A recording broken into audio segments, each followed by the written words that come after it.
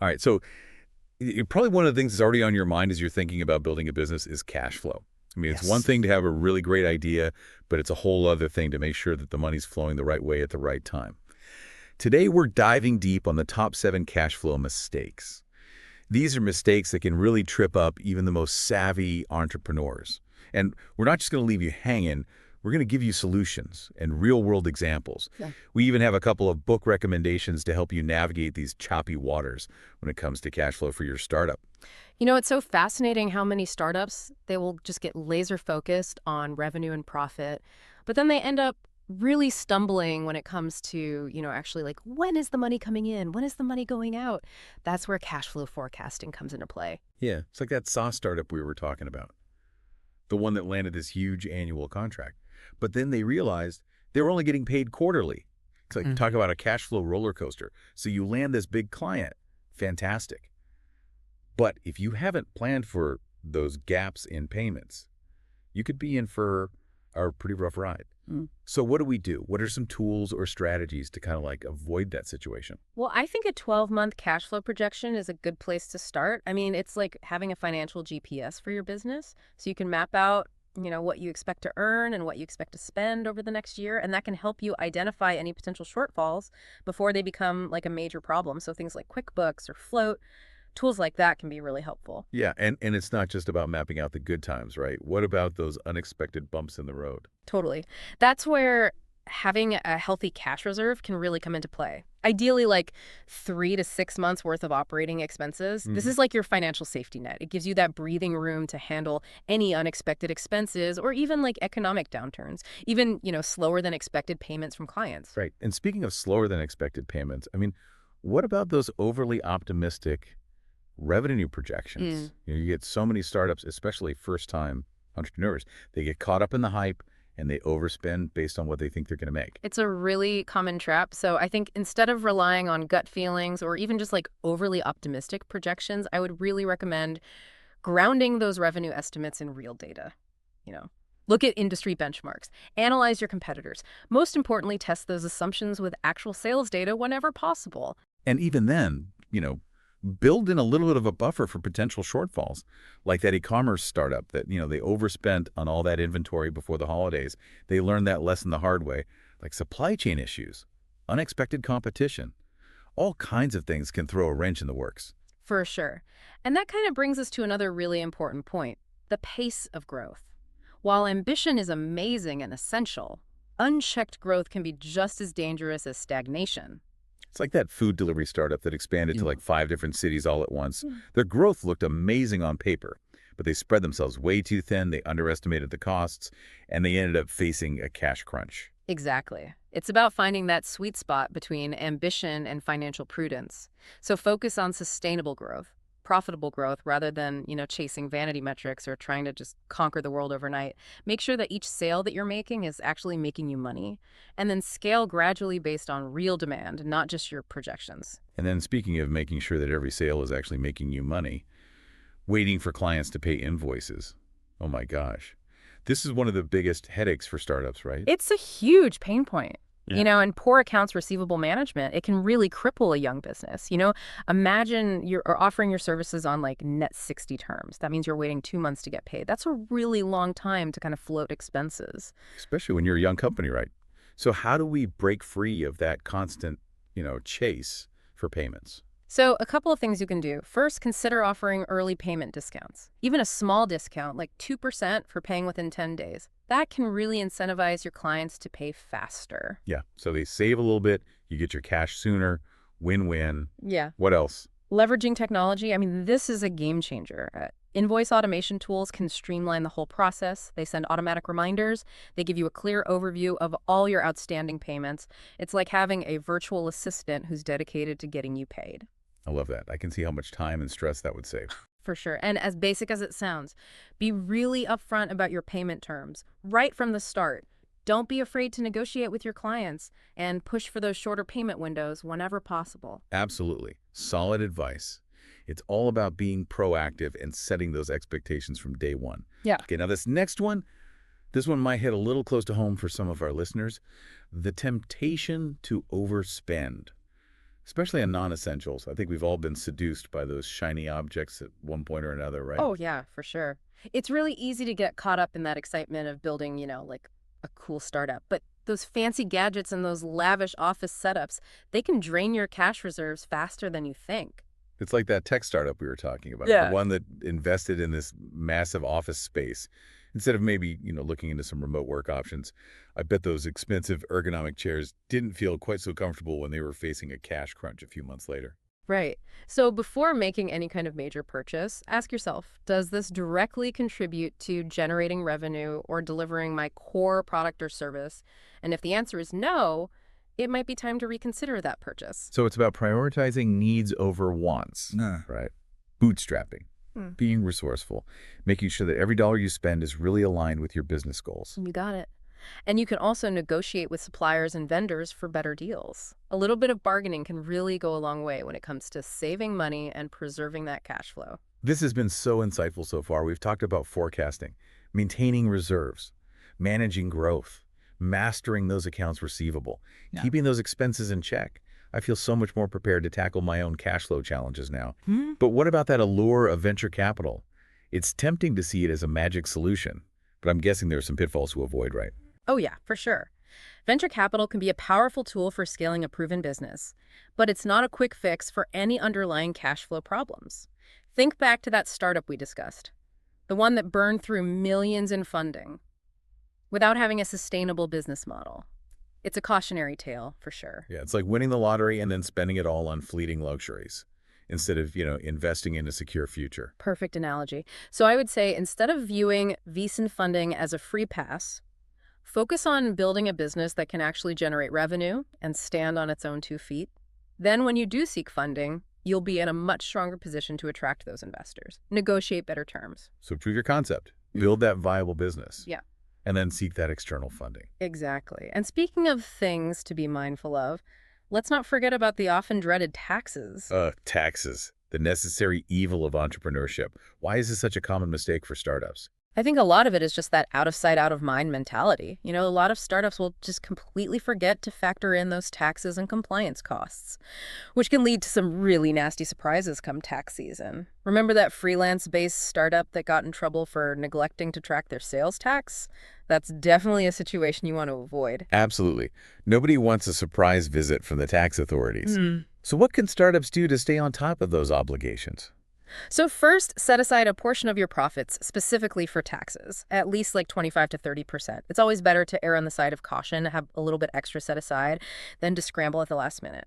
Second, technology is your friend. Accounting software like Bench or FreshBooks, they can automate a lot of that tax tracking, categorize your expenses, even generate those reports to make tax time much less daunting. So it's about being proactive, being organized, Yeah. seeking expert guidance when needed. Makes sense to consult with a tax professional, especially as your business grows.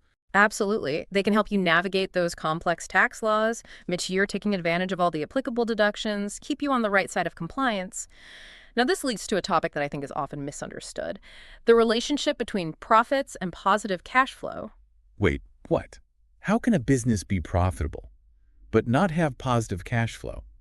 If you're making money, shouldn't you have cash in the bank? That's a really great question, and it highlights a common misconception. Profit. It's an accounting concept. It reflects revenue minus expenses over a specific period. Cash flow, on the other hand, focuses on the actual movement of money in and out of your business. So there's a difference between, making money on paper and actually having that money readily available to use. Can you give us a real-world example? Sure. Imagine a manufacturing company. They secure this big order of products, okay? So they've locked in a profit on that sale. But the customer has negotiated a 90-day payment term. The company has already covered the production, the materials, the labor up front. But they won't see that cash from the sale for 3 months. So even though they're profitable on paper, they could face a cash crunch in the meantime if they haven't planned for that delay in payment. Wow, it's all about timing. Exactly. That's why understanding the timing of cash flows is so crucial. It's not just about how much you're making. It's about when you're receiving and spending that money. Wow, that's a real eye-opener. It's like there's this whole other layer of financial complexity that a lot of startups might not even be aware of. That's why we're here, to shed light on these critical aspects of business finance and hopefully help you make more informed decisions. So what can startups do? to make sure that, their profits are actually translating into positive cash flow. I think it really circles back to those core strategies that we've already discussed. Accurate cash flow forecasting, managing those accounts receivable diligently, controlling those expenses, maintaining that all-important cash reserve. It's like a financial puzzle where all the pieces need to fit together to create that complete and healthy picture. Exactly.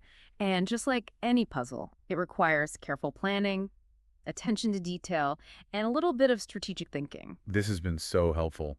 I feel like we're peeling back the layers of financial mystery, getting a real grasp on how to manage cash flow effectively. But, let's shift gears for a bit. Talk about something that's often overlooked: the role of personal finances in the entrepreneurial journey. Starting a business can be so financially demanding. A lot of founders are bootstrapping. They're investing their own savings to get their ventures off the ground. Right, and that's a really important point because your personal finances are directly linked to your business's financial health, especially in those early stages. So how do you strike that balance, between investing in your business Yeah. and also protecting your own personal financial well-being? Well, I think open and honest communication is key, both with yourself and those closest to you. Take a really honest look at your financial situation. Your income, your expenses, your assets, your debts. It's like a personal financial checkup before diving into that entrepreneurial pool. I love that analogy. Understanding your risk tolerance and setting those clear boundaries between your personal and business finances. Absolutely. And just like we discussed the importance of having a cash reserve for your business, having a personal emergency fund, that is non-negotiable. That can cover those unexpected expenses, provide a cushion during those lean times. Yeah, I can't stress enough how important that is. It's easy to get caught up in the excitement of, building a business. Yeah. But neglecting your personal financial stability, that can have some pretty disastrous consequences. And it's not selfish to prioritize your own financial health. It's actually essential for the long-term sustainability of your business. Absolutely. And as your business grows, don't forget to pay yourself a salary. It's easy to fall into that trap of reinvesting every single dollar back into the business. But you are the engine behind this venture, and your well-being is absolutely critical to its success. So make sure you're regularly reviewing your personal budget, tracking your progress towards those financial goals. Being proactive and informed is key. So valuable. It's easy to get so focused on the day-to-day operations of a business that, we sometimes let those personal finances slide. It happens to the best of us. So I would just say, just like you would schedule regular check-ins with business partners or advisors, make it a habit to have those financial check-ins with yourself. And don't be afraid to consult with a financial advisor for that personalized guidance and a solid financial plan. I love that. A financial board meeting with yourself. This conversation has been such an eye-opener, revealing those often hidden connections between personal and business finances. But let's talk about, different stages of startup funding. We touched on venture capital briefly, but there's a whole spectrum of funding options out there, right? Absolutely. And understanding that funding landscape is so crucial for making smart decisions about how you want to fuel your business growth. So let's break it down. What are those typical stages of startup funding? All right, so it usually starts with what's called the pre-seed stage. This is where founders are typically using their own savings, maybe contributions from friends and family, even crowdfunding platforms, to just get their ideas off the ground. It's the true bootstrapping phase. Resourcefulness and hustle are key. Then you've got the seed stage. Startups are typically seeking funding to develop their product or service, build a team, and gain some initial traction in the market. This is often where you'll see angel investors, early-stage venture capital firms coming into play. So it's about validating your concept, demonstrating that your business has, the potential to really scale. Exactly. And then we move on to Series A funding. This is usually used to accelerate growth, expand into those new markets, further build out the team. At this stage, startups are usually generating some revenue, and they have a pretty clear path to profitability. So taking that initial traction and transforming it into exponential growth. Exactly. And then after that, you have your subsequent rounds of funding, Series B, C, and so on, which are typically used to fuel further expansion, strategic acquisitions, or even prepare for an IPO. It's like climbing a financial ladder, with each round taking you closer to that ultimate goal. I like that analogy. And just like climbing any ladder, it requires that careful planning, strategic decision-making, and a solid understanding of what lies ahead. But we can't ignore the fact that we are operating in a world of economic uncertainty. You've got those fluctuating markets, rising inflation, geopolitical instability. How can startups weather these storms, maintain that financial stability? especially during these turbulent times. It's definitely a question that's on a lot of entrepreneurs' minds these days. It feels like we're constantly facing those new challenges. It's true. I think navigating uncertainty requires adaptability, resilience, and a willingness to adjust your strategies as needed. The first step is just acknowledging the situation, Don't bury your head in the sand hoping things will magically improve. Take a proactive approach to assessing how this economic uncertainty might actually impact your business. So a financial reality check. Exactly. Analyze your current financial position, your cash reserves, revenue streams, expenses, and pinpoint those areas where you can potentially cut costs. Optimize your operations, improve efficiency. Don't be afraid to renegotiate contracts with suppliers, vendors, even your landlord. A lot of businesses are facing similar challenges. They might be more willing to work with you than you think. It's about open communication and collaboration, finding solutions that work for everybody involved. Right. And, lean on your network, your mentors, your advisors, your fellow entrepreneurs. They can offer support, share their own experiences, provide those valuable perspectives. Absolutely. Community is essential, especially when you're navigating uncharted territory. And don't underestimate the power of your team. Be transparent with your employees about the challenges. The steps that you're taking to address them, they're your most valuable asset. Their understanding and support, that can make all the difference. So building that culture of transparency and trust, working together to weather those inevitable storms. But it's not just about surviving, right? It's about using those challenges as opportunities for innovation and growth. Totally. So use this time to reevaluate your business model, explore new markets, or develop creative solutions that address those emerging needs. It might sound cliche, but a positive mindset is key. Challenges are an inherent part of entrepreneurship, but your ability to adapt, to learn, and to persevere, that's what ultimately determines your success. This has been so insightful. I feel like we've equipped our listeners with, those tools and strategies to not only survive, but to actually thrive in the face of economic challenges. But let's shift gears again. Talk about scaling effectively. We've touched on the dangers of growing too fast without that solid financial foundation. But how do you strike that balance between ambition and sustainability? Yeah, that's a great question. And scaling effectively requires a really strategic approach, one that aligns your growth goals with your financial realities. So having that clear roadmap for growth, making sure that every step is financially sound. Absolutely. And it all starts with understanding what we call your unit economics. So the profitability of each individual sale. Are you making money on each transaction? If not, scaling your operations is only going to amplify those losses. So make sure your business model is fundamentally sound before you hit the gas pedal. Exactly. And as you scale, you want to track your KPIs very closely, your key performance indicators. Are your customer acquisition costs increasing? Is your churn rate rising? These metrics can provide those really valuable insights into the health of your business, and they highlight those areas that need attention. It's like having that financial dashboard for your business. It shows you all the vital signs as it grows. That's a great analogy. And just like a doctor would monitor a patient's vital signs during a procedure, it's crucial to keep a close eye on your financial metrics as you scale those operations.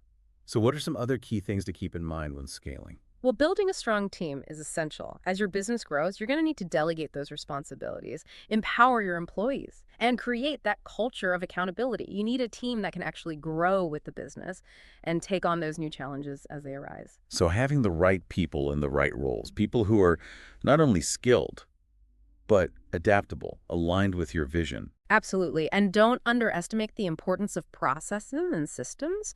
As your operations expand, you'll need to streamline those workflows, automate those tasks, and implement those systems that can actually handle that increased volume. Creating a scalable infrastructure that can support those growth ambitions. Precisely. And remember, scaling is rarely linear. There will be bumps along the way, unexpected challenges, adjustments that you'll need to make. Be adaptable, embrace that change, learn and improve as you go. So it's a journey, not a destination. And flexibility is key. But amidst all that focus on financials and growth, let's not forget about company culture. It's often called the soul of a company. And I think it plays a huge role in attracting and retaining that top talent, fostering that innovation, and driving that overall business performance. You're absolutely right. It's not just about the bottom line. It's about creating an environment where people feel valued, inspired, and empowered to do their best work. And building a strong company culture, that starts with defining your core values, those guiding principles that shape your decisions, your behaviors, and your interactions. It's like having that compass. That guides your company's direction, Yeah. helps everyone stay aligned. Exactly. Just like a compass points you towards your destination, your core values should guide your company towards its goals and aspirations. So what are some of those essential elements of a strong company culture? Well, I think transparency is vital. Open communication, honest feedback, willingness to address those challenges head on. That fosters trust, creates that sense of shared ownership. It's about creating a space where people feel comfortable speaking up, Hmm. sharing ideas, contributing to the overall success of the company. Yeah, and I imagine recognition and appreciation play a big role too, making people feel valued for their Mm. contributions. Absolutely. Acknowledging contributions, celebrating successes, showing gratitude for your team's hard work. That goes a long way in creating a positive and motivating environment. But remember, culture is dynamic. It's constantly evolving as your company grows and changes. So be open to feedback. Solicit input from your team. Make adjustments as needed to ensure that your culture remains aligned with your vision and your values. So it's a living, breathing thing. Needs to be nurtured and adapted as the company Yeah, evolves. exactly. And it might sound cliche, but make sure to have fun along the way. Work should be challenging and rewarding, but it shouldn't feel like a chore. So encourage that camaraderie. Create opportunities for your team to connect and enjoy each other's company. It's about fostering an environment where people feel genuinely happy, excited to come to work each day. And that positive energy, that will inevitably lead to better performance, more innovation, ultimately greater success for the company. This conversation about company culture has been so insightful, but in today's rapidly evolving technological landscape, staying ahead of the curve requires that constant focus on innovation. How can startups foster that culture of innovation and avoid being left behind? That's a fantastic question. Innovation is no longer a luxury. It's essential for survival and growth.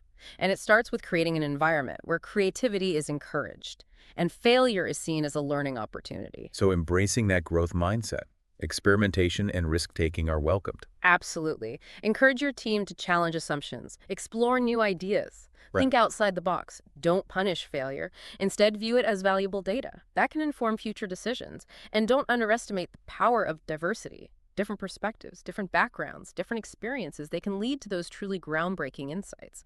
And innovative solutions. So building a team that reflects that diversity of the world, harnessing those different viewpoints is a source of strength. Exactly. And sometimes inspiration comes from outside your company walls. So attend industry events, read publications, connect with innovators in your field, stay curious, seek out that new knowledge, be open to inspiration from unexpected places. So it's a constant learning process, right? Yeah. Always be a student of your industry and the world around you. Yes. And remember, innovation doesn't always have to be some groundbreaking invention. Sometimes it's about those small, incremental improvements to your products, your services, or even your processes that add up to significant change over time. And listen to your customers. They are your best source of insight into what's working, what's not, what they would like to see in the future. So creating that feedback loop, using those insights to constantly improve and enhance your offerings. Innovation is a continuous journey, not a destination. It's about relentlessly seeking those ways to improve, adapt, stay ahead of the curve. I love that. And speaking of staying ahead of the curve, let's talk about something that's more important than ever: building a strong brand. In a world where consumers have endless choices, how can startups cut through the noise? Create a brand that truly resonates. It's a challenge, for sure. Your brand is so much more than just a logo or a tagline. It's the perception people have of your company, its products, its values. It's about creating that emotional connection with your customers, building trust, establishing a unique identity in the marketplace. Exactly. And building a strong brand, that starts with defining your brand promise. What do you stand for? What do you deliver? What sets you apart from the competition? It's like a contract with your customers, outlining the value that you offer Hmm. and the experience that they can expect. I like that. That's a great way to think about it. And just like a contract should be clear, concise, easy to understand, your brand promise needs to be communicated effectively and consistently across all of your marketing channels. So creating that unified brand experience, Yeah. regardless of whether customers are interacting with your website, your social Mhm. media, or even your sales team. Exactly. And never underestimate the power of storytelling. People connect with stories on an emotional level. So sharing your company's story, its mission, its values, that can create a really powerful bond with your audience. It's about going beyond the transactional and forging a deeper connection. And of course, the brand needs to be genuine and authentic. Customers can spot a fake a mile away. Oh, absolutely. Authenticity is crucial. And remember, your brand is not static. It's constantly evolving as your company grows and changes. So be open to feedback. Monitor how your brand is perceived in the market. Make adjustments as needed to ensure that it remains relevant, resonates with your target audience. So be adaptable, stay attuned to market trends, and constantly refining your brand to make sure it remains that powerful asset. But let's talk about another key ingredient for long-term success: building customer loyalty. In today's world of endless choices, how can startups cultivate those strong relationships that turn customers into passionate advocates? Yeah, that's a great question because customer loyalty is no longer just about offering a great product or service. It's about creating an exceptional customer experience that exceeds expectations at every touch point. It's about building a relationship based on trust, mutual respect, and a genuine commitment to customer satisfaction. So making those customers feel heard, valued, appreciated, that can go a long way in building that trust and loyalty. Absolutely. And don't underestimate the power of personalization. Use data and technology to tailor your interactions with customers. Offer personalized recommendations, exclusive offers, personalized communication. Creating a customized experience makes them feel like they're more than just a transaction. Precisely. And remember, loyalty is a two-way street. So show your appreciation for those loyal customers. Offer rewards, exclusive perks, early access to new products or services. Making them feel like they're part of an exclusive club, rewarding them for their continued support, creating that sense of community. That's a great point. And don't forget to ask for feedback. Your customers are your best source of insights into what's working, what's not, how you can improve those products or services. Yeah, creating that feedback loop, using customer insights to continuously improve and enhance your offerings. You got it. Building customer loyalty takes time and effort. Building customer loyalty takes time and effort. It's an ongoing process. It requires commitment, consistency, and a genuine desire to create those exceptional customer experiences. It really does. Okay, so we talked about all these kind of different aspects. Let's imagine for a minute you've gone through these early stages, your startup's gaining some traction, Right. revenue is flowing, you're ready to, kind of take things to that next level. How do you make sure you're scaling effectively without overextending yourself or sacrificing profitability? That is the million-dollar question, isn't it? I see so many entrepreneurs, they get caught up in the excitement of growth. They forget about those fundamentals. Scaling effectively. It's about more than just increasing your revenue or expanding your team. It's about building a solid foundation that can support sustainable long-term growth. Right, so it's not about, growth at all costs. It's about that strategic and measured expansion. Exactly. And one of the biggest mistakes that I see startups make is trying to grow too fast without really understanding their unit economics. In other words, are they actually making money on each sale? If not, scaling up is only going to amplify those losses. Yeah, it's like stepping on the gas pedal before you even know if the engine is running smoothly. That is a great analogy. So before you even think about scaling, take a hard look at your business model. Are your costs under control? Are you pricing your products or services effectively? Are you attracting the right kinds of customers? Customers who are going to stick around and generate repeat business. Right, so it's about building a business that is profitable at its core, not just relying on, external funding or future growth to mask those underlying problems. Exactly. And once you have those fundamentals in place, it's so important to track those key performance indicators, your KPIs, like a hawk. Are your customer acquisition costs going up? Is your churn rate increasing? These metrics can give you a real-time snapshot of the health of your business, and they can alert you to any potential red flags. Yeah, it's like having a dashboard, like in your car, that shows you those vital signs of your business as it grows. Precisely. And just like a doctor would monitor a patient's vital signs during surgery, you need to keep a really close eye on those metrics as you scale. If you see something that's off, don't hesitate to adjust your strategy. Right, so being flexible, adaptable, Right. recognizing that scaling is not a one-size-fits-all kind of process. Absolutely. What works for one business might not work for another. And what works at one stage of growth might need to be adjusted as your business evolves. That's a really good point. Okay, well, while we're on the topic of growth and scaling, let's talk about something that is so often overlooked, but I think it's absolutely essential: building a strong company culture. I've heard so many successful entrepreneurs, they say that, their company culture was really one of the biggest drivers of their success. I completely agree. Company culture is really the DNA of your organization. It's that invisible force that shapes how your team interacts, how they make decisions, and ultimately how they achieve their goals. So it's not just about having, ping pong table and a keg in the break room. No. It's about something much deeper than that. It's about defining those core values, the principles that guide your company's behavior and decision making. It's about creating an environment where people feel valued, respected, Hmm. and empowered to really do their best work. It's about, creating a sense of belonging, a shared purpose that goes beyond just, clocking in and out. You got it. When team members feel connected to something larger than themselves, they are much more likely to be engaged, productive, and committed to your company's success. Okay, so how do you actually go about building a strong company culture? Where do you even begin? I would say it starts with those core values that we talk about. What are the principles that are non-negotiable for your company? Are you passionate about innovation, customer service, sustainability? Once you've identified your core values, you need to weave them into every aspect of your business. Yeah, so it's not about just like putting them on a poster in the break room, right? It's about living and breathing those values every single day. Exactly. Your values should inform how you hire, how you onboard those new employees, how you recognize and reward performance, and how you make decisions as a team. And it's so important to lead by example. If you want your team to embrace certain values, you need to demonstrate those values in your own actions. Right, walking the talk. Actions speak louder than words. 100%. And don't underestimate the importance of communication.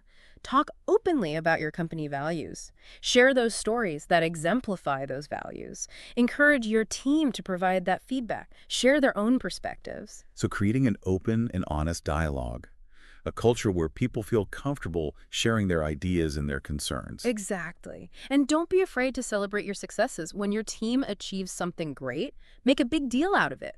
Recognize their hard work. Share their accomplishments with the company. Take the time to celebrate together. Yeah, creating a culture of appreciation, gratitude, where people really feel valued for their contribution. Exactly. And remember, building a strong company culture is an ongoing process. It's not something you can just check off your to-do list. It requires ongoing attention, nurturing, adaptation as your company grows and evolves. It's a living, breathing thing. You've got to tend to it just like any other aspect of your business. It's a good way to put it. Okay, well, let's switch gears. Talk about something that is absolutely essential for survival in today's world. Innovation. How can startups cultivate a culture of innovation? Avoid becoming, obsolete in the face of all this constant change. That's a fantastic question because you are absolutely right. In today's world, innovation is no longer a nice to have. It's a necessity. If you're not constantly innovating, you are falling behind. So it's not just about coming up with the next big thing. It's about having a mindset of continuous improvement and adaptation. Exactly. A culture of innovation. It starts with creating an environment where people feel safe to experiment, take risks, and even fail.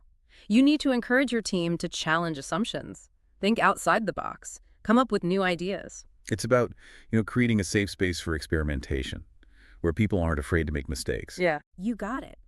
And remember, failure is not the opposite of success. It's part of the journey. Every successful entrepreneur that I know has experienced some failures. The key is to learn from those failures, adapt, and keep moving forward. Embracing that growth mindset, viewing those setbacks as opportunities for learning and growth. Precisely. And one of the best ways to foster that innovation is to encourage diversity of thought. Bring people together with different backgrounds, different experiences, different perspectives. You'll be amazed at those creative solutions that they come up with. Creating a melting pot of ideas, where all those viewpoints can kind of clash and spark new possibilities. Exactly. And don't be afraid to look outside your company for inspiration. Attend those industry events, read those books and articles, connect with thought leaders in your field, stay curious about what's happening in the world around you. So constantly learning, evolving, expanding those horizons. You got it. And remember, innovation doesn't always have to be about those big disruptive ideas. Sometimes it's about making small incremental improvements to your existing products or services or processes. Right. Having a culture of continuous improvement. Always striving to do things better, faster, more efficiently. Exactly. And don't underestimate the power of customer feedback. Your customers are on those front lines, using your products and services every day. They're a goldmine of insights into what's working, what's not, and what they would like to see in the future. So creating that feedback loop, actively seeking out that customer feedback, using it to inform your innovation strategy. Exactly. And remember, innovation is not a one-time event. It's an ongoing process. You need to constantly be thinking about how you can improve, adapt, stay ahead of the curve. Yeah, this conversation about fostering innovation has been so insightful. But in today's world where consumers are just constantly bombarded with choices, Standing out requires more than just a great product or service. It's about creating a strong and recognizable brand. How can startups cut through all that noise? Build a brand that really resonates with their target audience. You've hit the nail on the head. Building a strong brand is absolutely critical. In today's competitive marketplace, it's not just about having, a cool logo or a catchy tagline. It's about creating a deep and meaningful connection with your customers. Right. So more than just, the superficial aspects, it's about those emotions, those associations that people have with your company and its products or services. Absolutely. It's about establishing a clear and compelling brand identity, one that resonates with your target audience. It's about understanding what makes your company unique, what values you stand for, and what you offer that no one else can. Yeah. It's like creating a personality for your business, a set of characteristics that make it memorable and appealing. That's a great way to put it. And once you have that strong brand identity, you need to communicate it consistently across all of your touch points, from your website and social media to your marketing materials and customer service interactions. So creating a seamless and consistent brand experience, no matter how a customer is interacting with your company. Precisely. And remember, storytelling is one of the most powerful tools that you have at your disposal. When it comes to building a strong brand, people connect with stories on such an emotional level. Yeah, so instead of just listing features and benefits, share stories that bring your brand to life. Exactly. Share your company's origin story, the challenges you've overcome, the impact you're making on the world. Let people get to know the people behind the brand. They'll be much more likely to connect with you. Yeah, be authentic, transparent. Let your personality shine through. Exactly. Don't be afraid to show some vulnerability. People appreciate that authenticity, and they're much more likely to trust brands that are willing to be real. So important. This conversation about building a strong brand has been so valuable. But let's talk about something else that's crucial for long-term success. Customer loyalty. In a world where consumers have endless options, how can startups cultivate those strong relationships, turn customers into those passionate advocates? That's a great question. Customer loyalty is more important than ever. In today's competitive landscape, it's not enough to just acquire new customers. You need to keep them coming back for more. Right, so shifting from that transactional mindset to a relationship-building mindset. Exactly. Customer loyalty is about creating those wow moments that customers will remember, share with others. It's about exceeding expectations, providing that personalized attention, demonstrating that you genuinely care about their success. Yeah, building those strong, lasting relationships, turn customers into not just repeat buyers, but true advocates for your brand. You got it. And it all starts with understanding your customers, your target audience. Who are they? What are their needs, their pain points, their aspirations? How can you tailor your products or services and your overall customer experience to really address those needs? Yeah. Going beyond the surface level, really digging into the psychographics of your target audience. Understand not just what they buy, but why they buy. Precisely. And once you understand your customers, you need to deliver on your promises, provide exceptional customer service, be responsive to their inquiries, resolve any issues quickly and efficiently. It's about making sure that every interaction a customer has with your brand is positive, memorable. Right. Sweating the small stuff. Yeah. Paying attention to those details, going that extra mile to make customers feel valued and appreciated. Absolutely. And don't underestimate the power of personalization. Use data and technology to tailor your interactions. Offer those personalized recommendations, exclusive offers, customized communication. Make them feel like they're more than just a number. So treating customers as individuals, not just transactions. You got it. And remember, loyalty is a two-way street. Show your appreciation. Offer rewards, exclusive perks, early access to new products or services. Make them feel like they're part of an exclusive club, and they'll be much more likely to stick around. Yeah. Rewarding loyalty, creating that sense of community. Exactly. And don't forget to ask for feedback. Your customers are your best source of insights into what's working, what's not, and how you can improve. Right. Creating that feedback loop, constantly seeking those ways to improve and enhance your offerings. You got it. Building customer loyalty takes time. It takes effort, and it takes a genuine commitment to creating those exceptional customer experiences. But the rewards are worth it. So true. This conversation about building customer loyalty has been so valuable. But let's switch gears one more time. Talk about building a strong online presence. In an age where consumers are constantly bombarded with information, how can startups cut through all that noise? Create a compelling online presence that attracts attention, builds trust, ultimately drives business. That's a great question. In today's digital landscape, Your online presence is often the first impression that potential customers have of your company. It's your virtual storefront, your digital handshake. It's so important to make it count. Yeah. Creating a digital experience that is not only visually appealing, Mhm. but also informative, Yeah. engaging, easy to navigate. You want to make a good first impression, invite people to learn more. Exactly. And it all starts with understanding your target audience.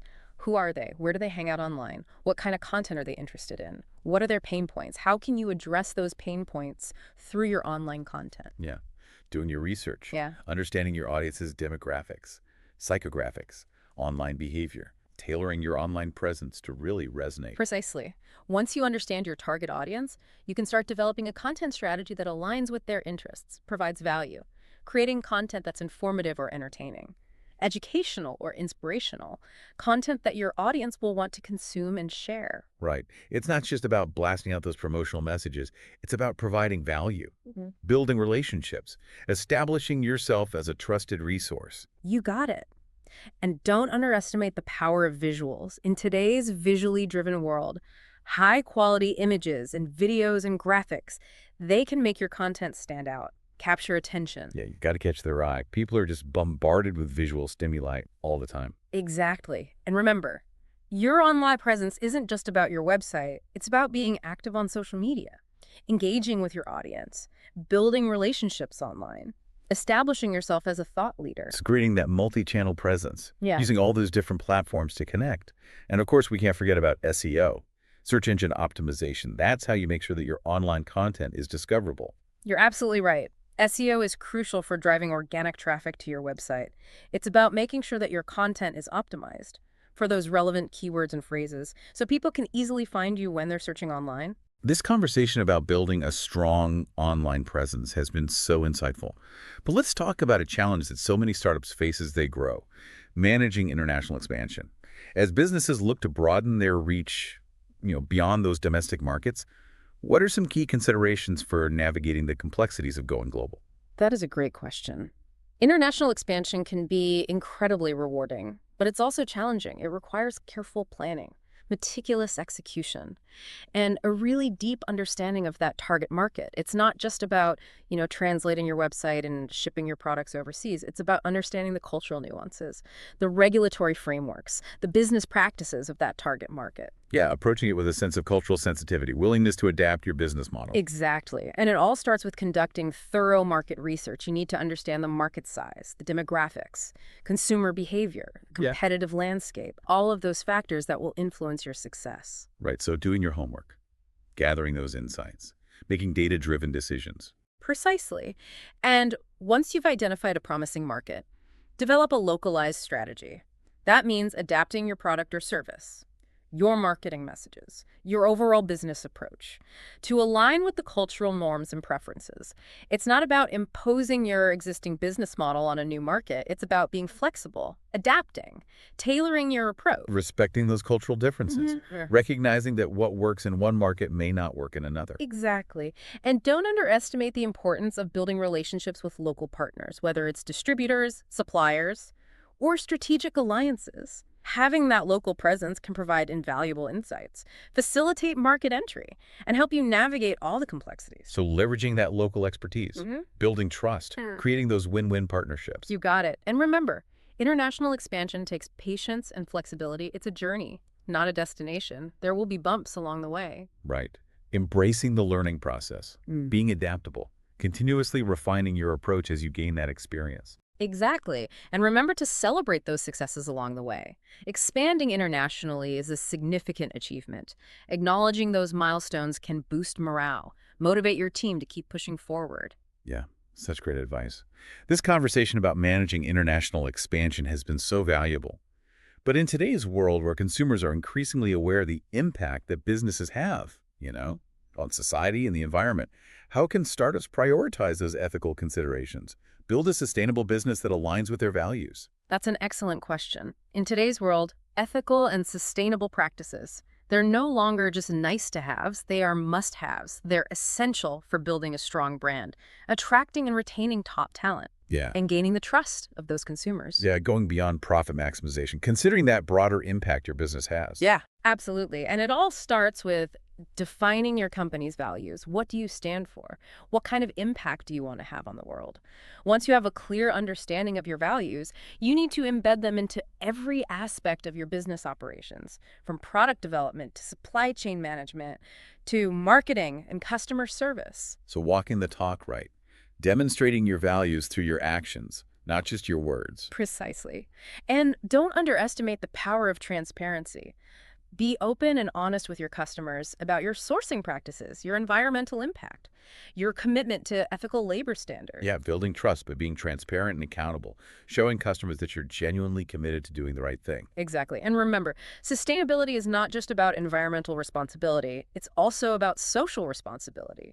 Consider how your business can give back to the community, support social causes, or create opportunities for underserved populations. Yeah, using your business as a force for good, making a positive impact on the world beyond just generating profits. Exactly. And don't underestimate the power of employee engagement. Your employees are your biggest advocates.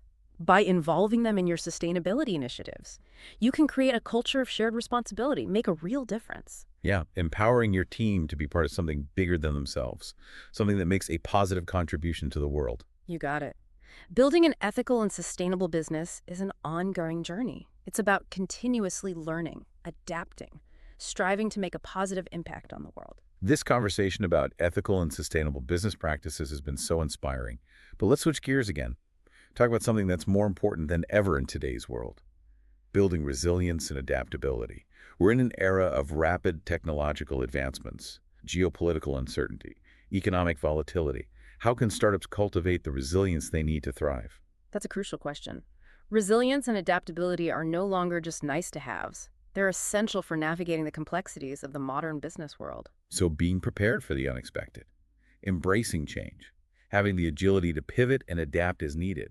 Exactly, and it starts with having that growth mindset, a belief that challenges are opportunities for learning and growth, and that setbacks are not failures, but rather stepping stones on the path to success. So reframing our perspective on challenges, Yeah. viewing them as opportunities. Precisely, and don't underestimate the power of building a strong team, a team that's diverse and collaborative and adaptable with individuals who bring different perspectives and skill sets to the table. Right, so it's about creating a team that's greater than the sum of its parts, a team that can really leverage its collective intelligence and adaptability to navigate those complex challenges. You got it. And remember, resilience isn't just about bouncing back from adversity. It's about learning from those experiences and emerging stronger and more adaptable. So turning challenges into opportunities for growth and innovation, viewing setbacks as those valuable learning experiences that can make you even stronger and more determined to succeed. Exactly. And don't underestimate the importance of having a clear vision and purpose.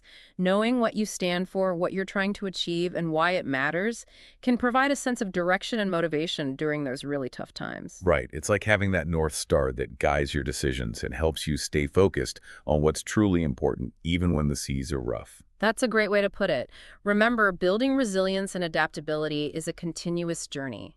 It's about constantly learning, adapting, and evolving as the world around us changes. Wow, this has been such an incredible deep dive. We've covered so much ground from, those nuts and bolts of cash flow management to those bigger picture strategies for building a resilient and sustainable business. I feel like we've just scratched the surface. There's so much more we could dive into, but hopefully this has given our listeners a good overview of the key things they need to be thinking about. Absolutely. You've given our listeners so much to think about, so much to put into practice. What's that one key takeaway you want them to remember as they continue building their businesses? For me, it always comes back to the importance of a solid foundation, whether we're talking about cash flow management or building a strong team or fostering a culture of innovation or even prioritizing those ethical and sustainable practices. It all starts with those core principles, get those right. And you'll be well on your way to creating a business that not only survives, but truly thrives. That's such powerful advice. It's not about, chasing quick wins or shortcuts. It's about building something meaningful, something that can stand the test of time. Yeah. And as you said, it's a journey, not a destination. There will be challenges. There will be setbacks. Yeah. But that's all part of the process, right? It is. And I think that's what makes entrepreneurship so exciting. It's a constant challenge, but it's also incredibly rewarding. You're constantly learning, you're growing, you're pushing yourself outside of your comfort zone, and you're making a real impact on the world. I love that. And to our amazing listeners, thank you so much for joining us on this deep dive. We hope you found it valuable and insightful and inspiring. It's been a pleasure sharing these insights with you. And remember, we're all on this journey together. Support each other, learn from each other, and never stop pursuing your dreams. And never forget the importance of a healthy cash flow. Until next time, keep learning, keep growing, and keep building those amazing businesses.